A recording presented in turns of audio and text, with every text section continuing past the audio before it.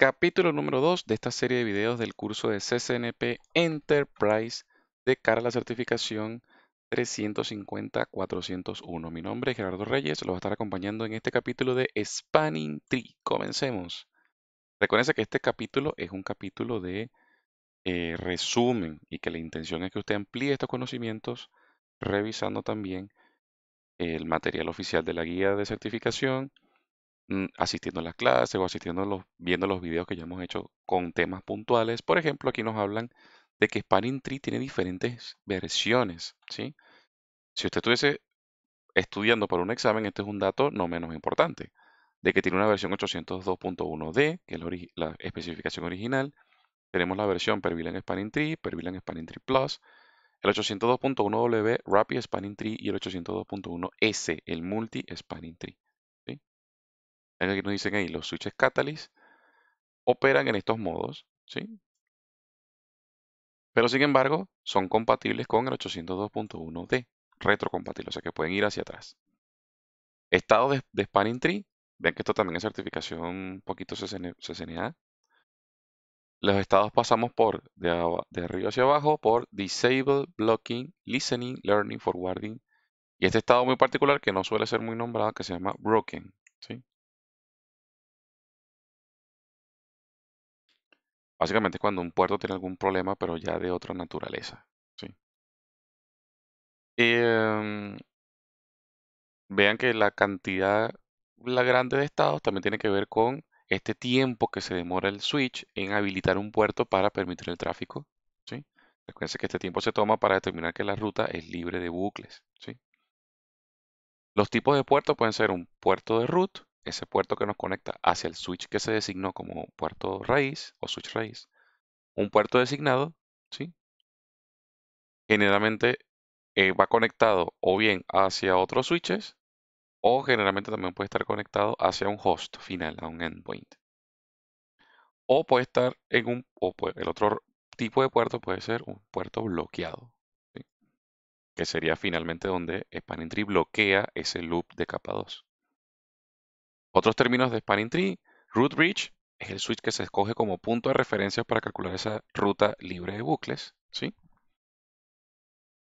Bridge Protocol Data Unit es esa unidad que tiene información de cada uno de los switches, como por ejemplo el Bridge ID, por ejemplo, la prioridad, entre otros. Topology Chain Notification es un mensajito que se envía en los switches cada vez que ocurre un cambio en la red. Se cayó un enlace, hay un enlace nuevo, hay que recalcular la ruta, etc. Y el Root Path Cost, que es ese costo para llegar a ese root, ¿sí? La prioridad del switch, dato importante, por defecto 32768, ¿sí? ¿Qué más nos interesa por acá? Por ejemplo, el max age.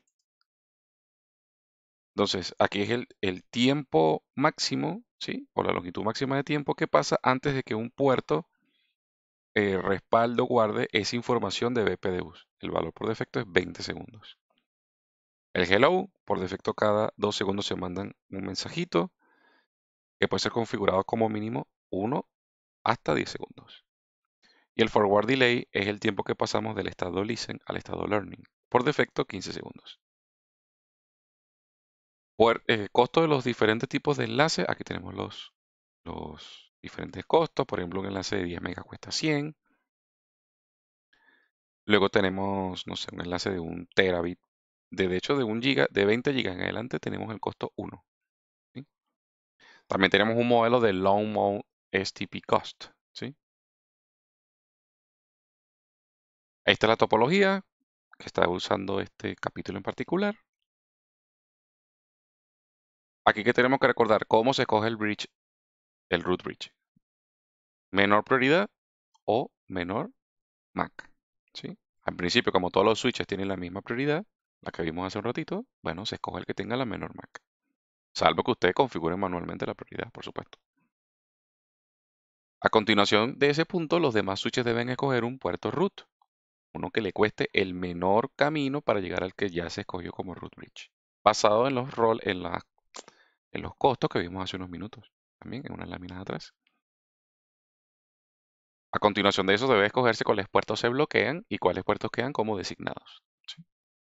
Quiero ver el resultado, hago el comando show spanning tree, que nos va a decir mucha información al respecto de la topología. En este caso se está usando la variante show spanning tree root o root, que nos dice la información de quién en este momento es el root y por dónde lo alcanzo si fuera el caso.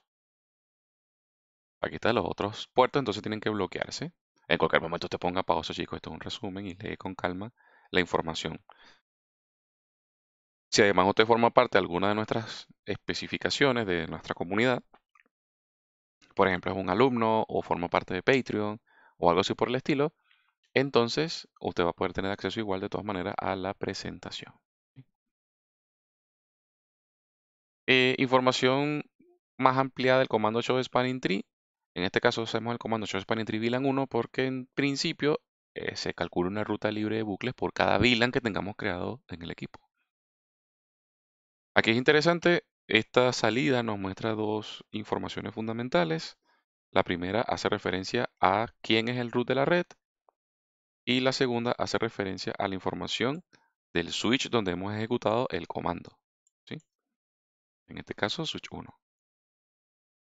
En algunas oportunidades es muy probable que el switch donde hagamos el comando sea el mismo root. De hecho, aquí lo dice. ¿Verdad que aquí dice este bridge es el root? Entonces, por tal motivo, esta información tiene que ser igual a esta. La MAC tiene que ser la misma en los dos. Otras características, todos los puertos tienen el rol de designado y el estado de forwarding. Los roots siempre hacen eso. Y bueno, además de eso, también estamos viendo el tipo de información que Spanning Tree está viendo. Por ejemplo, los puertos point to point. El que nos dice ahí. Por ejemplo, si lo vemos así, P2P, es porque está conectado a un PC o a otro switch con Spanning Tree.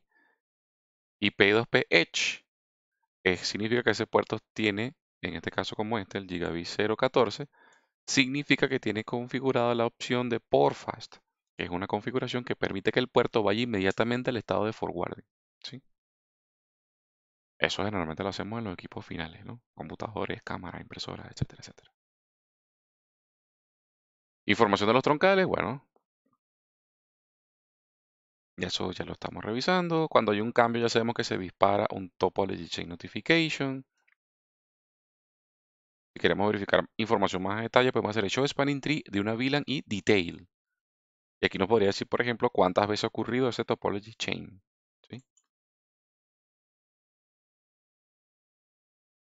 Aquí nos dice, bueno, más o menos qué ocurre en los casos cuando hay fallas directas de un enlace y cuando hay fallas indirectas de un enlace. O sea, desde la perspectiva de un switch, cuando sus enlaces son directamente conectados, son fallas directas. Y cuando las fallas no son enlaces directamente conectados, entonces son indirectas. Aquí no hay que preocuparse mucho desde la perspectiva de Spanning Tree por dos cosas que siempre explico en clase. La número uno, digamos, los fenómenos de Spanning Tree, a medida que vamos avanzando y las arquitecturas nuevas se van implementando, es menos probable que ocurra algún problema con Spanning Tree. Spanning Tree simplemente es como una especie de fantasma o de cosa que hay que tener en cuenta cada vez que tengamos redes redundantes. ¿Sí?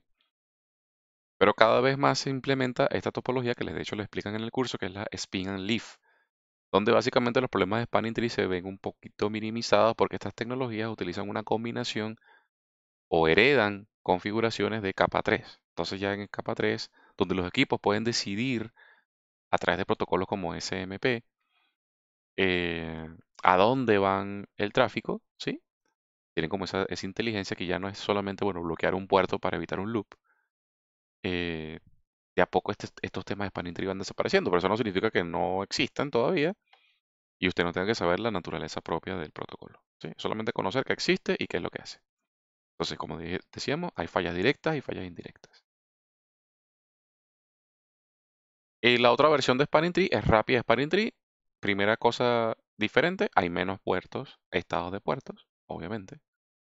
Y lo demás, casi todo se mantiene, a diferencia que ahora tenemos un port role que es alternate port y backup port, ¿sí? Que generalmente el backup port lo vamos a ver cuando existan conexiones hacia hubs.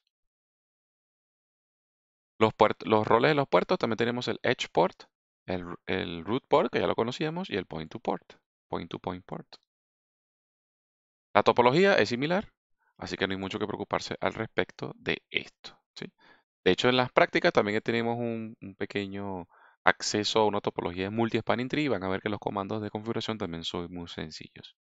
Key topics, cosas que hay que estar atentos, tipos de puerto, terminología de spanning tree, cómo se escoge el root bridge, eh, cómo se ubican los puertos root, cómo se escoge el puerto root hacia el root bridge, cuál es el mecanismo con que la topología spanning tree detecta cambios, recuérdense los famosos mensajes topology chain notification, y bueno, cuáles son las diferencias con rapid spanning tree. Recuérdense que esto es un video brief, el capítulo tiene como 20, 50 páginas al respecto de spanning tree que usted puede ampliar perfectamente.